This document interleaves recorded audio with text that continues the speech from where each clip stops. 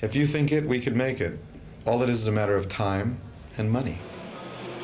There's no doubt the world of commercial play has fallen in love with computers.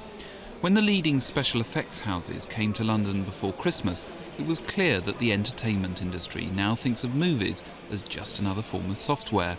It took just one film to make everyone aware of the potential of this marriage of technologies. It's all done with computers now. Each one of these models in Toy Story took many weeks to build.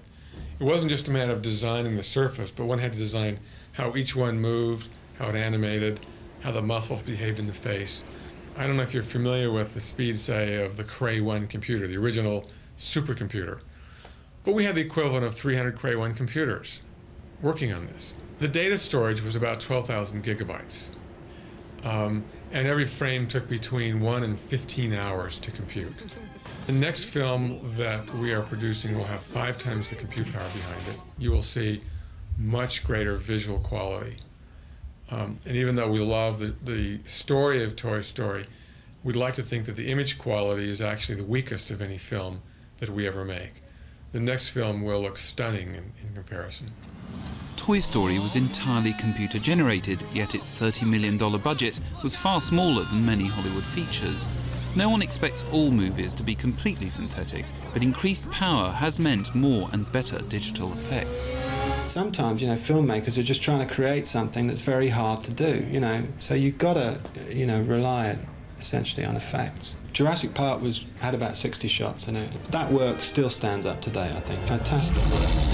Dragonheart had something like 180 shots. There was something like 3 times as much screen time, but also just the general complexity of the creature was that much more extensive. It was something like 7 times as complicated. An extensive range of environments, daylight, nighttime, walking through waterfalls, standing, blowing fire out, It was just amazing range of work.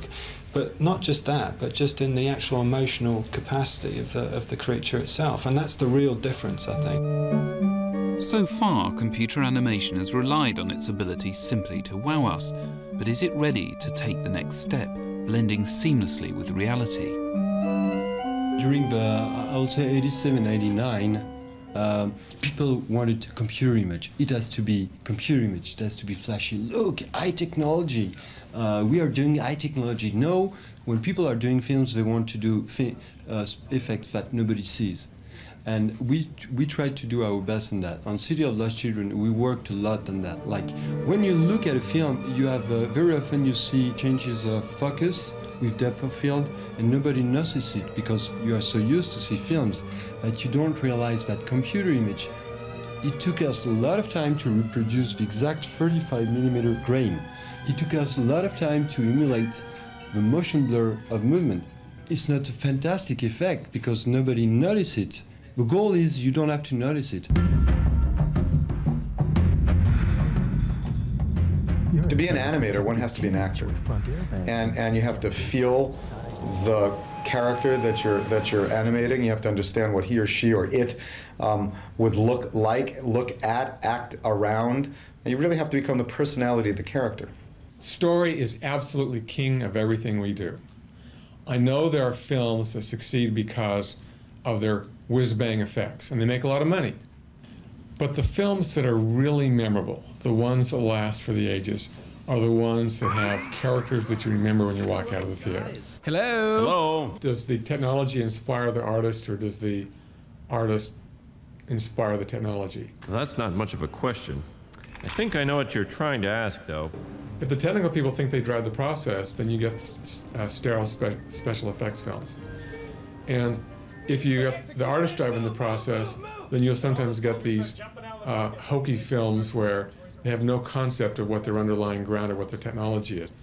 But together, working really in a collaboration, they can do some amazing things and feel wonderful about what each has done. We develop a lot of software. We have about a 20-person software team broken up into 2 separate groups. One is a long-term software development effort, for example, hair, clothing, facial animation, muscular animation under skin. And then we have a group that's just production-oriented. So let's say we're doing Titanic right now, and there are certain issues regarding water. And so we'll have people that work on water specifically for this project. So sort of interesting, a SWAT team approach and a long-term approach. If you think it, we could make it. All it is a matter of time and money. Is that really true? Dinosaurs, tornadoes and Terminators are certainly impressive, but so in its day was King Kong, and it's not as if any of us have seen these things in real life.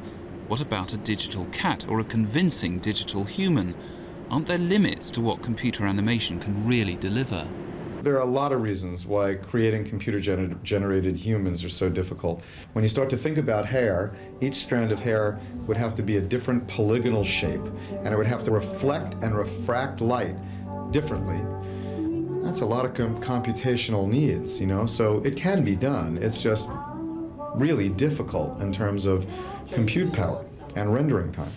The next one would be clothing. And clothing has got all the same problems that hair has. It interacts physically with the body, right, as well as the environment. And then finally, and I think the most difficult one will be sort of creating the human soul. We're taught to be able to look in people's eyes, and you can say we can look into their soul. Well, creating that essence of human, as it were, I think that's going to be the most difficult.